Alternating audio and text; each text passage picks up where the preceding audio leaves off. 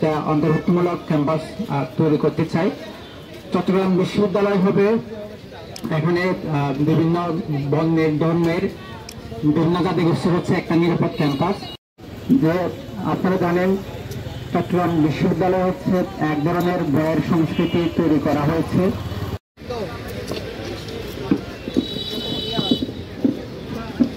যদি আগামী দিনে বাংলাদেশকে একটা গণতান্ত্রিক জায়গা দেখতে চান, তাকে যদি সমস্ত শ্রেণী পেশার মানুষকে যদি আপনারা পেতে চান, তাহলে আমরা যে প্যানেল, আমরা যে মডেল এখানে তৈরি করছি, আমরা যে রূপটা দেখাতে চাচ্ছি, সেইটা সবার গ্রহণ করা এবং এটাকে সামনে আনা খুব জরুরি।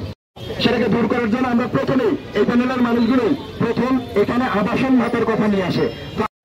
আমাদের যে শহীদ ফারুকুজ্জামানকে হত্যা করার মধ্যে দিয়ে আমরা আমাদের প্যানেলের ইস্তাহারে একটি গুরুত্বপূর্ণ কথা ঘোষণা করে দিয়েছি।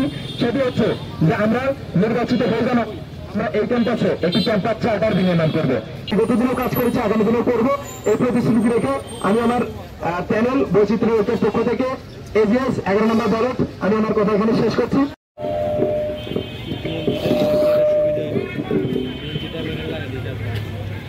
উপস্থিত সবাইকে শুভেচ্ছা জানাই। আমি মতকে দমন করা যাবে না, সেই নীতিমালার আওতায় থেকে শিক্ষক এবং শিক্ষার্থী উভয়ই জবাবদিহিতার আওতায় আসতে বাধ্য থাকবে।